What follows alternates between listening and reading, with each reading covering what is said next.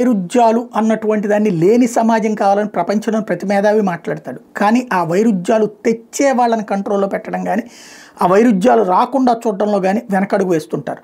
ఇది ఎందుకు చెప్పాల్సి వస్తుందంటే, అమెరికా అధ్యక్షుడు బైబిల్ మీద ప్రమాణం చేస్తాడు. అట్లాగే ముస్లింలకు సంబంధించినటువంటి వాళ్ళు వాళ్ళ ఖురాన్ మీద ప్రమాణాలు చేస్తూ ఉంటారు. అయితే ఇక్కడ అందరూ ఫ్రెండ్సే, కానీ అసలు దగ్గరకు వచ్చేటప్పుడు మతాన్ని మాత్రం వాళ్ళు వదలరు. అదే భారతదేశం లాంటి చోట్ల భగవద్గీత పట్టుకుంటే నేరం దోషం అన్నటువంటి విధంగా ప్రొజెక్ట్ చేసేటటువంటి దరిద్రులు ఉన్నటువంటి సమాజం మంది నడుస్తుంది. ఇది పక్కన పెడితే అమెరికా అధ్యక్షుడు ట్రంప్ తాజాగా ఏమంటాడు, I think Islam hates us, we have to be vigilant, we cannot have people coming in to this country who hate us. అది నేను మొన్ననే చెప్పా. సిరియా, పాలస్తీనా, యెమెన్, తర్వాత లెబనాన్, బంగ్లాదేశ్, ఆఫ్ఘనిస్తాను ఇట్లాంటి దేశాల నుండి వచ్చినోడు అమెరికాకు వచ్చి బ్రతకడం కోసం వచ్చిన చివరికి అక్కడ వాడు చేస్తున్నది ఏంటి, అమెరికా పట్ల ద్వేషమే. వాడి మతరాజ్యాలు అక్కడ రావాలని కోరుకున్నాడు. బ్రిటన్లో చూస్తున్నాం, ఫ్రాన్స్లో చూస్తున్నాం, అమెరికాలో చూస్తున్నాం. ఇట్లాంటిది దాన్ని అంగీకరించే ప్రసక్తి లేదని చెప్తున్నాడు ట్రంప్.